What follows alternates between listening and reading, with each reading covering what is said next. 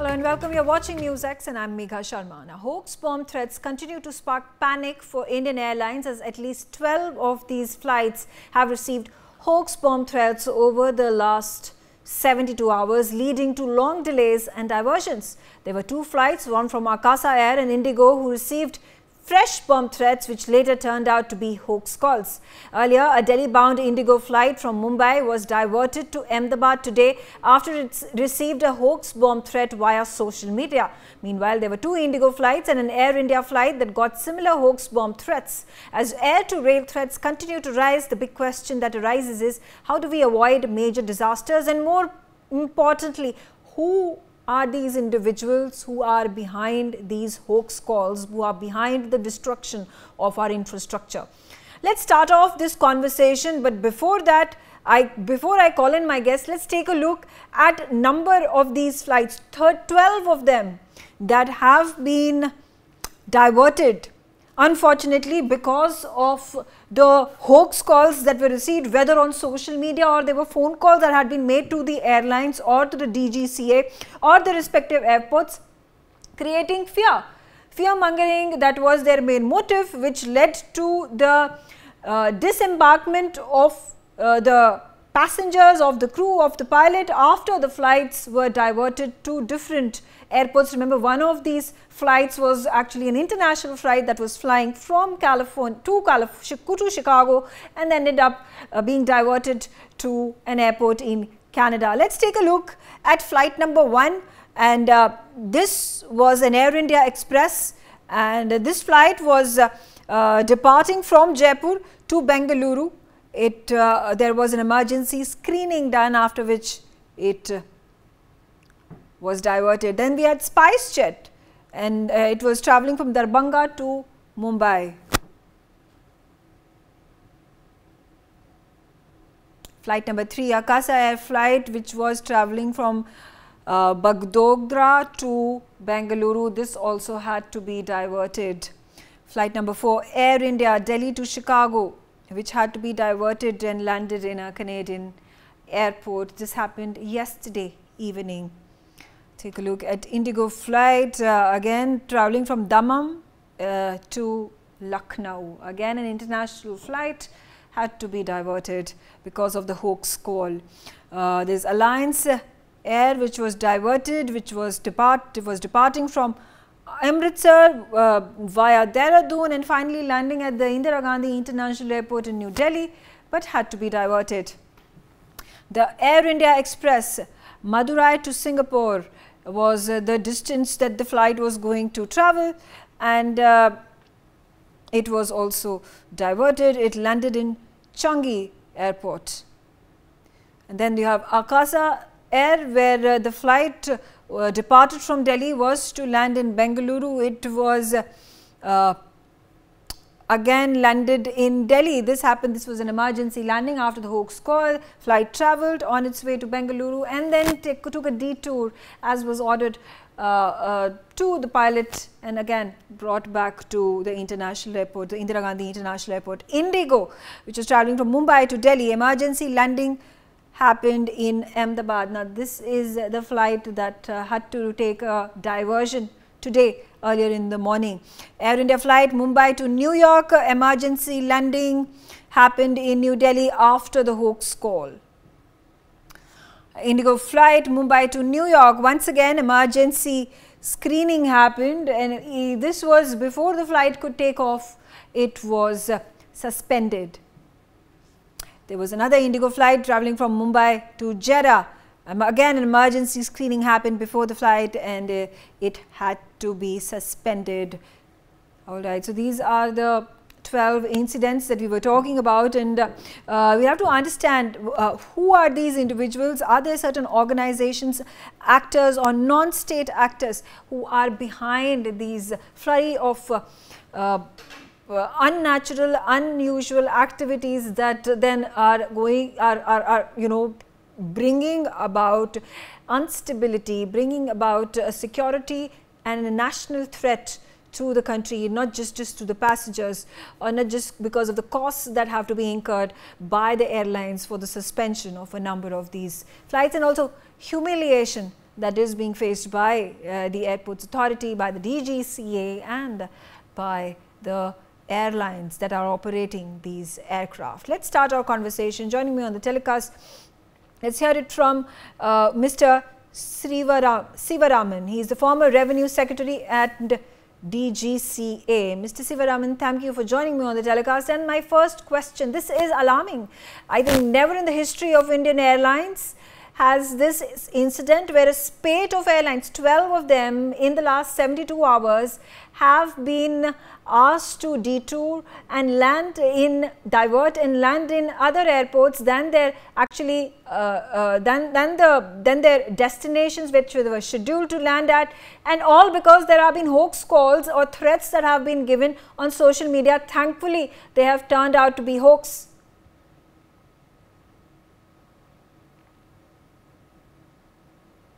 Calls have been made either to the aircraft in flight or aircraft in ground or to the airports, or hoax call threats to schools, colleges, hospitals, government buildings, etc. I have not been able to find out how many of these hoax calls have been investigated properly and the callers have been identified, arrested and prosecuted. Not even in the case of threats to such hoax call threats to the aircraft.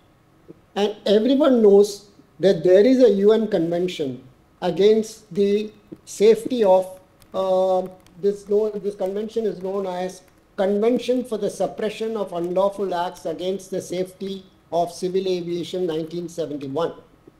The Indian government has passed a law for purposes of implementing this convention. Now this convention very clearly states that anybody who communicates information which he knows to be false, thereby endangering the safety of an aircraft in flight, is committing an offence under this convention, and ipso facto he commits an offence under the Government of India law on this subject. Now it very clearly states anybody who is arrested and prosecuted shall be punished with imprisonment for life. So they have taken it very seriously, but unfortunately nobody has been able to identify these callers, arrest them or prosecute them. Now you can look at the Crimes Bureau or whatever it is, and at least I have not been able to find out how many of these people have been arrested. Now that there is a problem with Canada, and there have been threats from Canada by people living in Canada that they will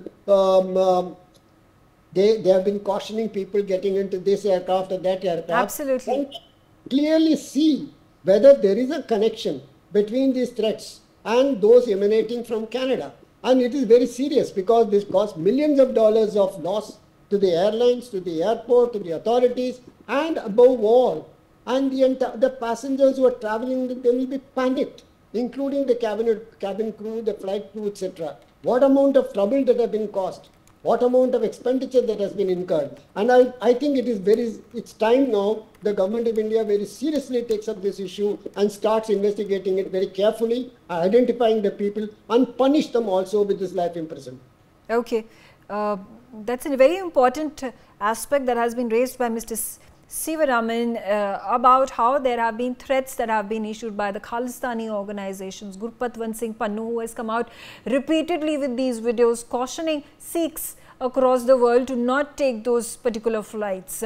There has been a precedent that had been set at the Kanishka bombing that took place, and India has to take this seriously. The Home Ministry has taken the task at hand. It has at this point in time announced that there are going to be more of these sky marshals that are going to be deployed. These sky marshals are going to then be part of the passenger flights that are taking off and are landing.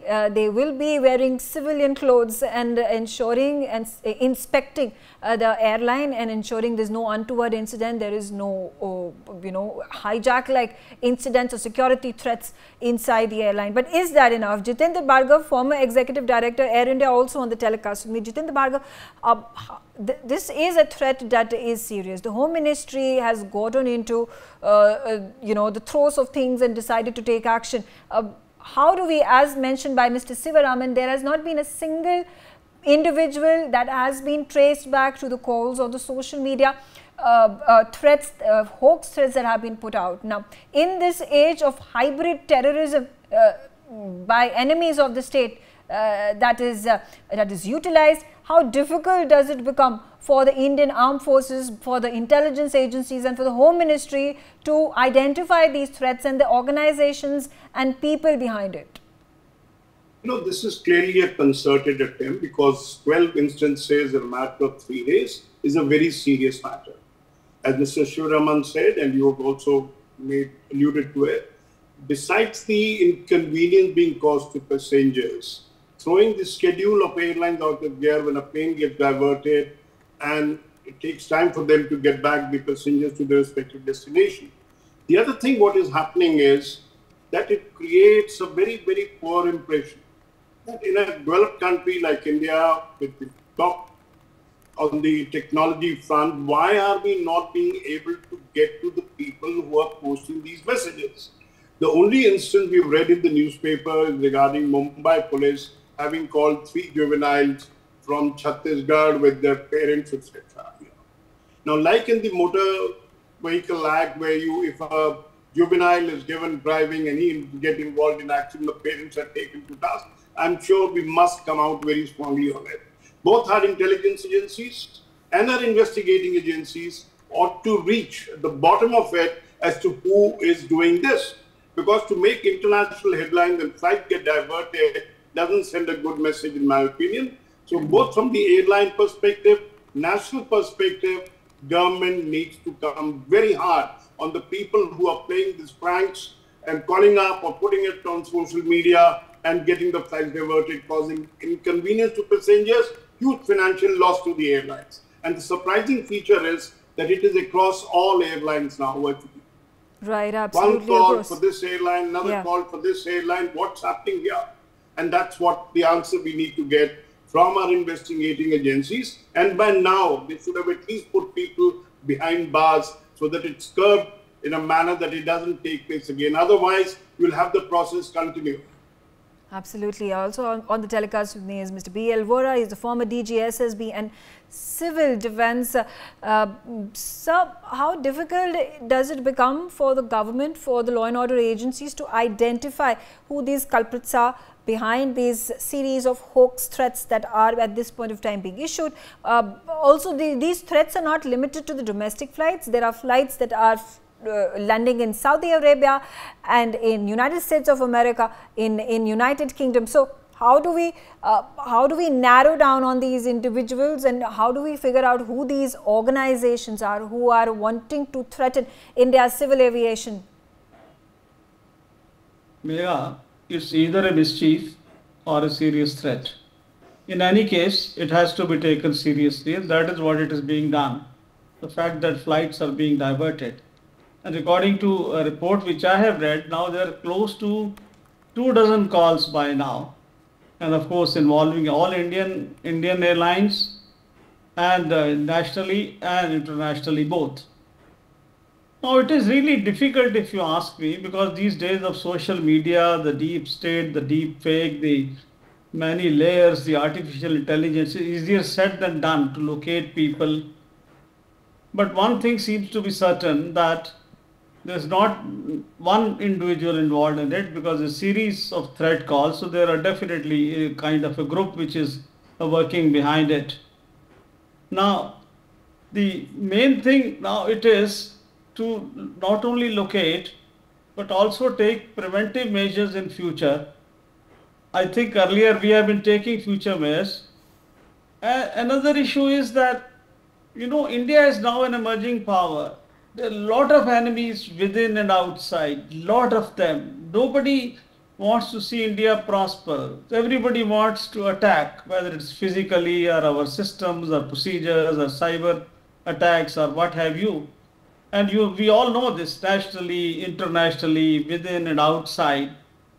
There was gone are the days when others could bully us. No longer now, whether it is China or it's the West countries or anybody for that matter.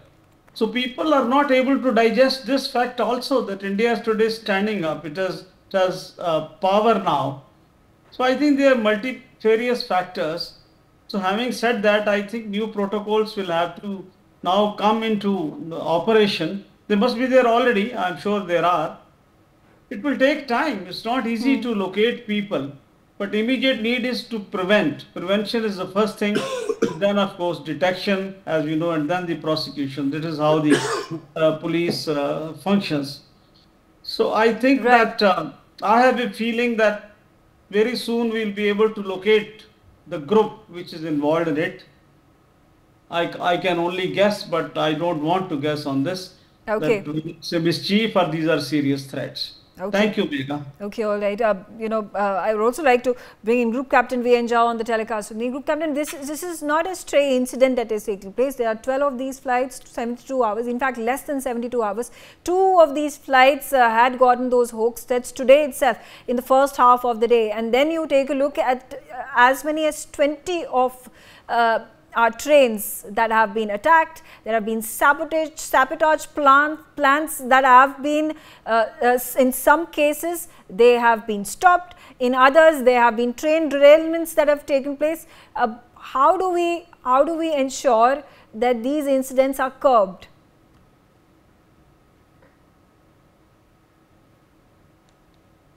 It is really very, very unfortunate, and it is uncalled for.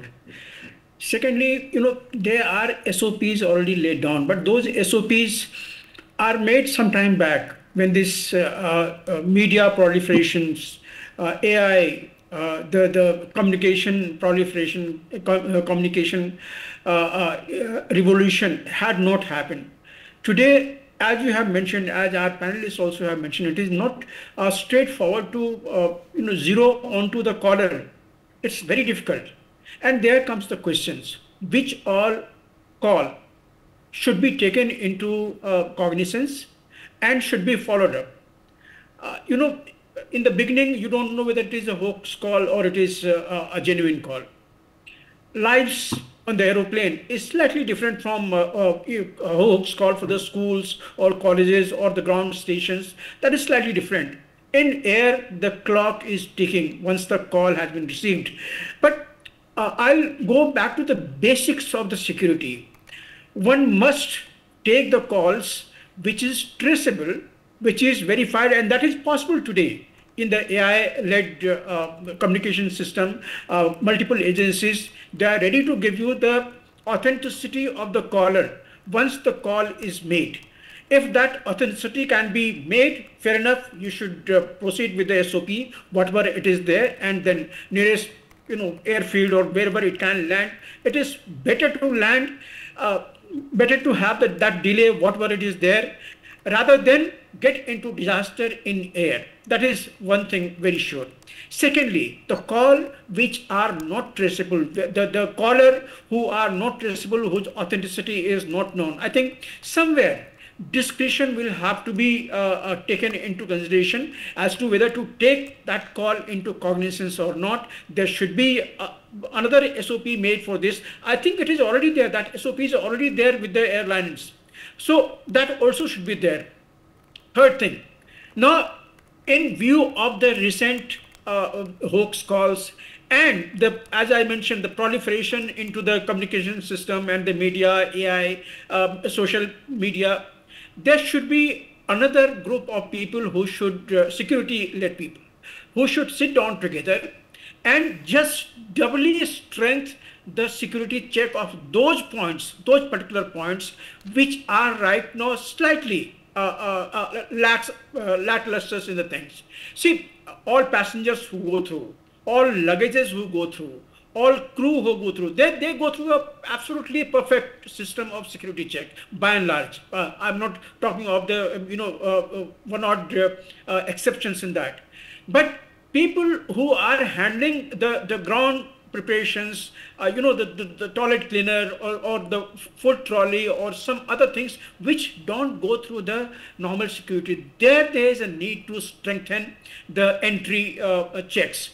And that should be absolutely foolproof. So if all these are being done, then the people will know which call should be taken into consideration and which call is not to be taken into consideration. I think we should be reaching somewhere through this line. Today, the way airlines have proliferated, there are hundreds of flights, thousands of flights happening there, both national and international. Right. Mr. Sivaraman, again coming back to you now, what role should the Aviation Ministry and the DGCA play in ensuring the safety of passengers, the crew, the airlines, as well as the national security? Can they work in tandem? The Home Ministry has, like I said, already taken action. Is this enough? We have got a lot of technological devices available with us. There should be training also for the people who normally receive these calls, either in the airport or in the airlines, or maybe somebody else also. And they should be trained in a manner that as soon as they receive the call, they should be able to transmit it to the Bureau of Civil Aviation Security or to some other security agency so that they can trace the call immediately.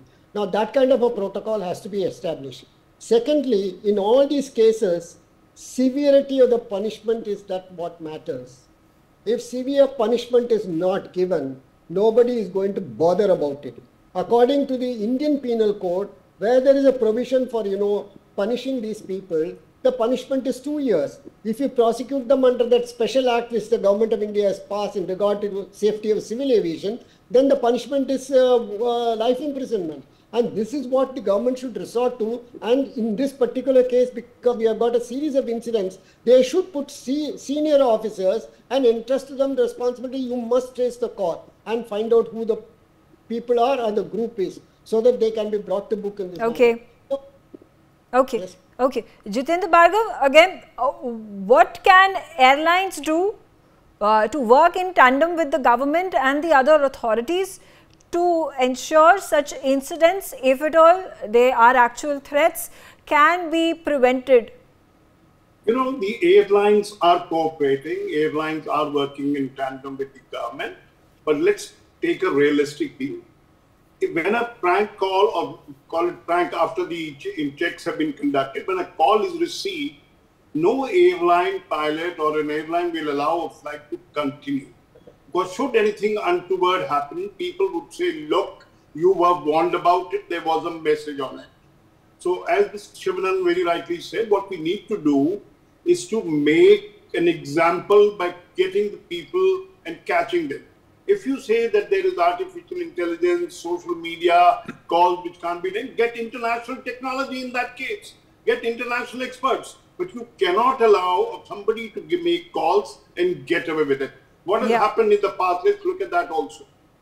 When people used to make calls and they were identified, all that they said was that they were mentally imbalanced. There were some mental issues with them and therefore they made a call. How can we allow people to get away? We have seen in the recent past, and I'm only conjecturing here, the recent spate of train accidents, many of which the Railway Ministry said where people being put on the rail tracks, etc., obstacles to derail the trains, etc. Now, is it kind of a concerted attack? One panelist also said, look, nobody wants to see India prosper, which is a very right thing. But why target the airlines, and what are we doing?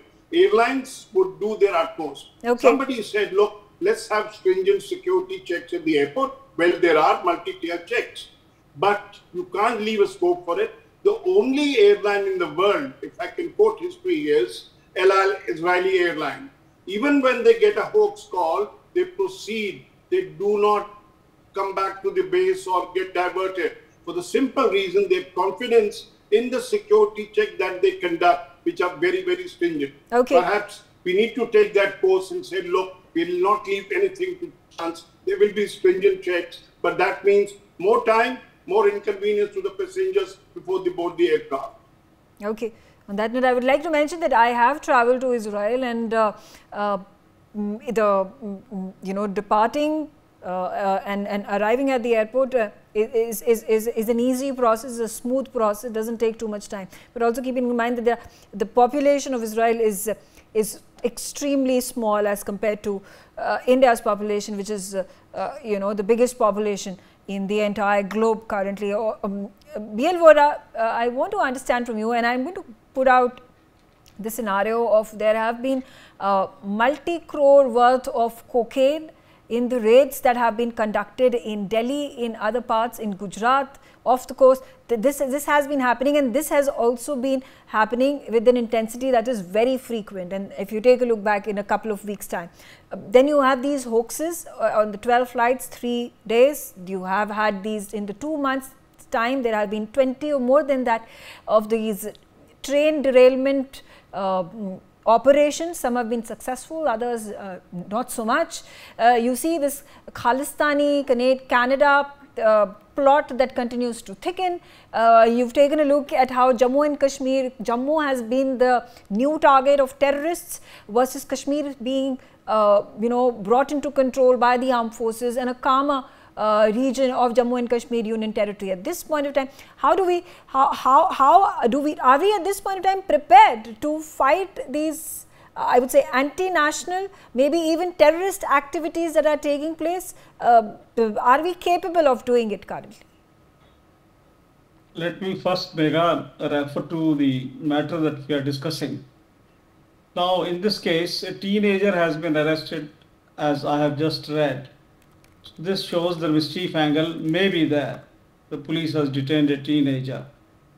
Now, the question that you have raised, see, India is a big country, multifarious country. Drugs actually, it has nothing to do with the people of enemies. I mean, drugs is drug is a business. I mean, it's international business, and they have been going on. But of course, they have been arrested also. Drugs has been a very, very serious problem, long problem all over India. It is there, and we have Golden Triangle and Golden Crescent both. So that is definitely there. For J&K, you have said. See, overall, if you see over the last many years, the security situation in India has improved definitely. Whether it is the northeastern situation, except Manipur at the present, whether it's the Naxal violence, you can see that. Jammu and Kashmir, you can see that. The point is that as you progress, there will be more threats. So more threats will definitely mean more enemies, and more enemies will definitely mean more effort.